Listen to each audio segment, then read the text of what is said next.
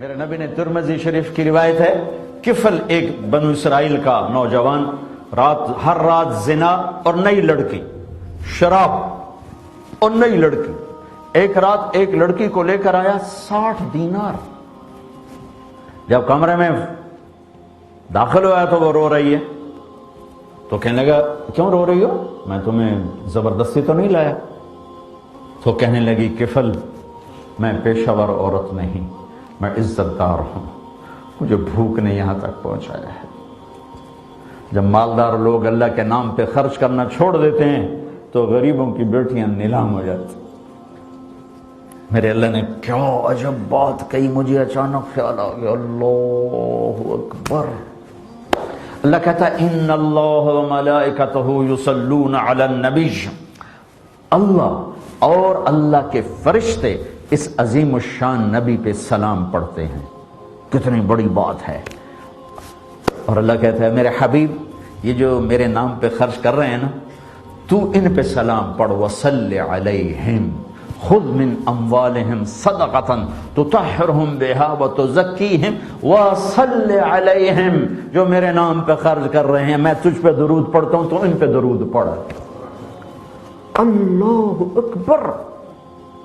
جہاد کرنے والوں کو نہیں کہا ان پہ درود پڑھ، ذکر کرنے والے، حج کرنے والے، عمرہ کرنے والے، تبلیغ کرنے والے، تہجد پڑھنے والے، روزہ رکھنے والے، ان کے نہیں کہا میرے نبی ان پہ درود پڑھ۔ کہتا میرے نبی میں اور میرے فرشتے تجھ پہ درود پڑھتے ہیں، تو ان پہ پڑھ جو میرے نام پہ خرچ کرتے ہیں۔ غریبوں کی بیٹیاں نیلام ہو جاتی ہیں جب مالدار اپنی زکوٰۃ روک لیتے ہیں۔ انہیں کہا کفل عزت دار ہوں، غربت نے میری عزت بیچ دی،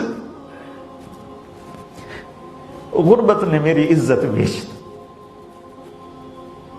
تو کفر رو پڑا، کہنے لگا میری بہن جس عزت کے ساتھ آئی تھی اسی عزت کے ساتھ چلی جائے، جو تمہیں پیسے دیے ہیں تمہیں ہدیہ ہے، میرے لیے دعا کر، میں بہت کتا انسان ہوں، آج تیرے آنسوؤں کے طفیل میں توبہ کرتا ہوں۔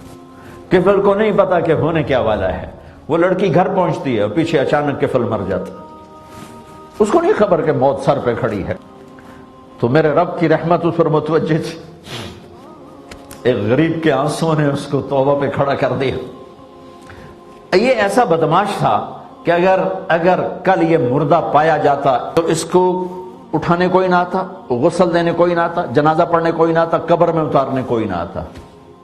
تو آئے میرے رب میں قربان جاؤں تیرے اوپر میرے اللہ، تو کیا قدردان ہے، ہم ہی نا قدر نا آشنا ہیں۔ میرے اللہ نے کیا کیا؟ وہ کیا جو کرتا ہی نہیں،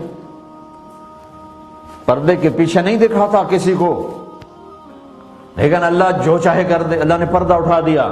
جب صبح ہوئی تو لوگوں نے دیکھا کفل کے گھر کے اوپر بڑا موٹا لکھا ہوا تھا ان اللہ قد غفر للکفل، لوگو اللہ نے کفل کو معاف کر دیا ہے، جاؤ اس کا جنازہ پڑھو، میرا یار بن گیا ہے۔